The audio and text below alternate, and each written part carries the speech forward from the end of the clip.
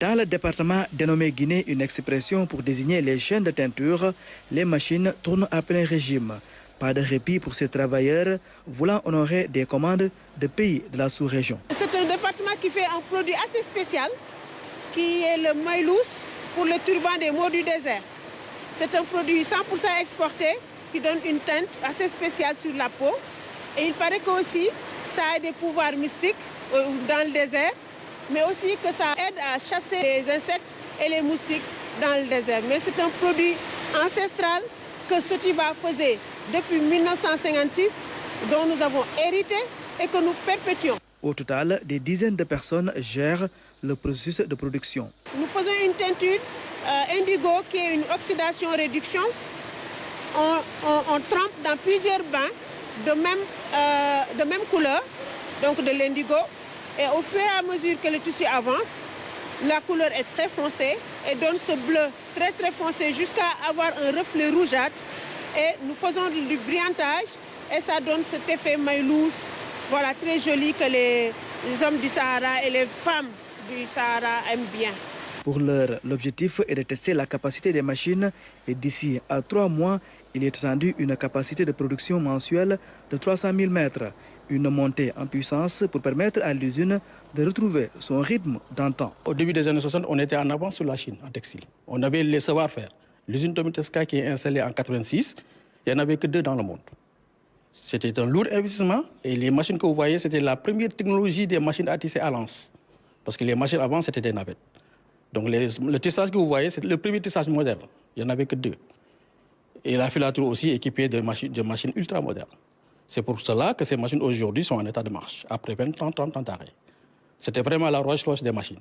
Donc aujourd'hui, on peut le revaloriser par la formation. La formation, une étape cruciale pour démarrer les activités des autres départements. On veut rouvrir tous les départements qui sont à l'arrêt par une formation.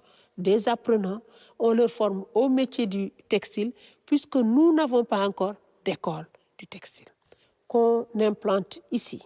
Pourquoi pas à l'université du Sine Saloum, qui est à 5 km de cette usine, un institut du textile. On veut faire des applications ici chez nous et améliorer la recherche et la formation. Actuellement, on est en phase de relance, plus de 200 employés actuellement.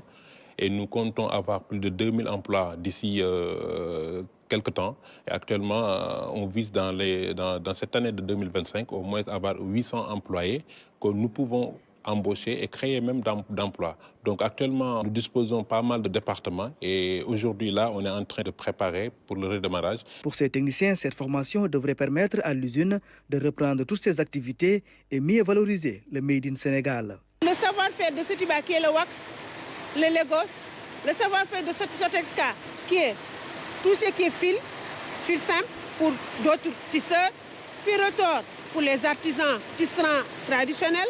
On peut aussi tisser du tissu léger, du tissu très lourd comme les jeans et les drills.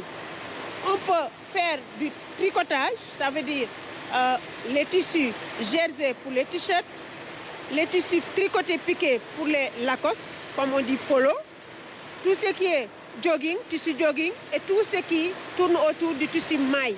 Avec une bonne mise à niveau, cette usine pourrait jouer sa partition pour répondre à la demande. Le Fogadia et la demande en textile des Sénégalais est très très forte.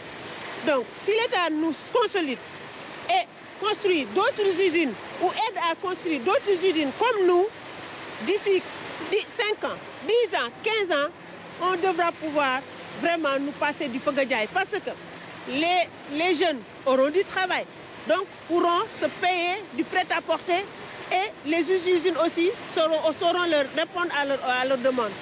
Tomitevska, un ancien fleuron du secteur, est en train de renaître. L'entreprise doit donc être soutenue pour accompagner la politique d'industrialisation du Sénégal.